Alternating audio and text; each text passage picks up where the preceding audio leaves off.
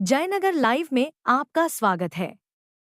जयनगर के प्रखंड कार्यालय परिसर में 20 सूत्री कार्यालय का हुआ उद्घाटन।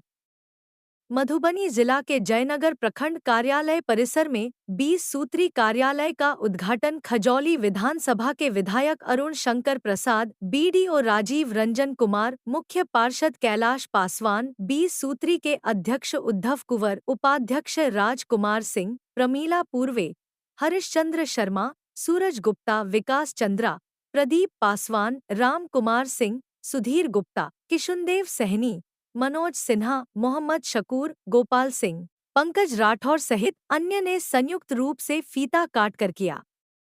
विधायक अरुण शंकर प्रसाद ने कहा कि सरकार द्वारा प्रायोजित सभी कार्यक्रमों के सफल संचालन एवं धरातल पर उन योजनाओं के क्रियान्वयन को लेकर सरकार द्वारा 20 सूत्री कार्यक्रम एवं क्रियान्वयन समिति का गठन किया गया है। वहीं 20 सूत्री के अध्यक्ष उद्धव कुंवर ने कहा कि सरकार ने कार्यकर्ताओं को 20 सूत्री के माध्यम से जो सम्मान दिया है वह सराहनीय है। उपाध्यक्ष राजकुमार सिंह ने कहा कि कार्यकर्ताओं को सरकार की योजनाओं के क्रियान्वयन पर नजर रखनी है। 20 सूत्री समिति के माध्यम से योजनाओं की निगरानी करनी है। इस मौके पर कई लोग मौजूद थे। 9 अप्रैल के बिहार सरकार की अधिसूचना के आधार पर पूरे बिहार में प्रखंड कार्यक्रम कार्यान्वयन समिति सूत्री का गठन हुआ और उसी के साथ माननीय अध्यक्ष, उपाध्यक्ष और सूत्री के सम्मानित सदस्यों का भी मनोनयन सरकार के गजट के आधार पर। अभी तक उस संदर्भ में कोई बैठक नहीं हो पाई थी। अभी तक पत्राचार हो रहा था। सारी प्रक्रिया हो जाने के उपरांत आज कार्यालय उद्घाटन और सूत्री कार्यक्रम कार्यान्वयन समिति की पहली बैठक आहूत है। इस अवसर पर अभी हम लोगों ने कार्यालय का उद्घाटन किया। प्रखंड विकास पदाधिकारी के साथ मिलकर हमारे माननीय नगर पंचायत के मुख्य पार्षद और सूत्री के सम्मानित अध्यक्ष और सभी माननीय सदस्यों के साथ मिलकर हम लोगों ने आज इस कार्यालय का विधिवत उद्घाटन कर लिया है। यहाँ बैठकर और सूत्री से संबंधित कार्यक्रमों की कार्यवाही यहाँ से संचालित होगी और कई माननीय सदस्यों को आकर अपना कुछ काम करना होगा। इस कार्यालय के माध्यम से वो उस काम को आगे बढ़ा सकेंगे।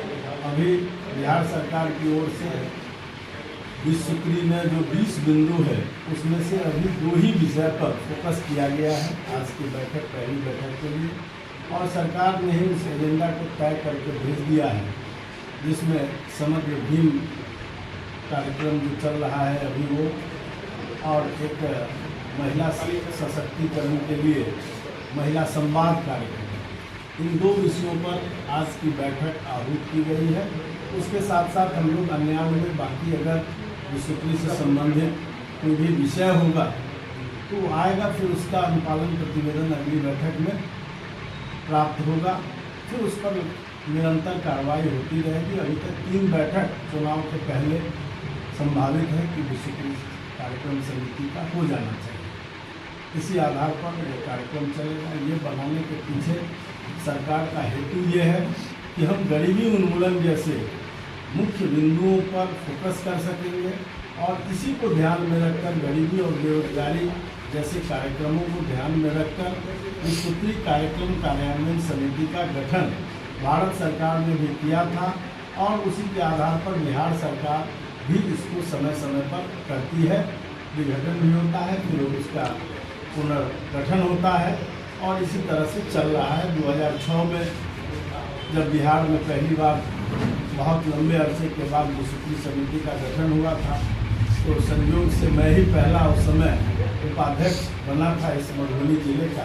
इसलिए मुझे इस बात की जानकारी है कि इसके माध्यम से जनहित के विषयों का समाधान होगा और जनता से सीधा संबंध स्थापित करने का एक अवसर मिलेगा और सूत्री समिति के माध्यम से जो निर्णय लिए जाते हैं, जो माननीय सदस्यों द्वारा परीक्षा की जाती है, उसका जो अनुपालन आता है उससे एक फीडबैक तैयार होकर सरकार के पास भी जाता है, जिससे सरकार को ये पता चल पाता है कि हमारा जो कार्यक्रम चल रहा है राज्य के अंदर, हमारी जो योजनाएं चल रही है, उसका फलाफल क्या निकल रहा है, उसका असर आम जनता तक क्या हो रहा है। गरीबी उन्मूलन में सूत्री कार्यक्रम कार्यान्वयन समिति सबसे अधिक सहायक हुआ है और यही कारण है कि बिहार दुनिया में सबसे तेज गति से अपनी गरीबी को कम किया है इधर के दिनों में, और भारत दुनिया में सबसे अधिक गरीबी कम किया है। 25 करोड़ लोग गरीबी रेखा से पिछली बार बाहर निकल पाए हैं देश के, और यही कारण है कि आज हम दुनिया की चौथी अर्थव्यवस्था जापान को पीछे छोड़कर बनने में सफल हुए हैं। ये निरंतर अगर जारी रहा और ठीक प्रकार से सूत्री कार्यक्रम कार्यान्वयन समिति काम करती रही तो वो दिन दूर नहीं है कि भारत गरीबी मुक्त भारत होगा, शिक्षा मुक्त भारत होगा और एक सुंदर भारत बन सकेगा, जो आदरणीय भारत के प्रधानमंत्री नरेंद्र मोदी जी और हमारे बिहार के मुख्यमंत्री नीतीश कुमार जी की जो कल्पना है कि 2047 तक भारत दुनिया का सबसे शक्तिशाली राष्ट्र बनकर सामने आए और बिहार भी देश का सबसे श्रेष्ठ राज्य की कतार में आकर खड़ा हो। इन्हीं बातों के साथ आज का आप सबको धन्यवाद। अगर आप लोग भी मधुबनी जिला या जयनगर से हैं तो जयनगर लाइव को ज़रूर सब्सक्राइब कीजिए, क्योंकि ये छोटे बड़े हर न्यूज़ को कवर करते हैं। तो लाइक कीजिए, शेयर कीजिए, सब्सक्राइब कीजिए। Thank you.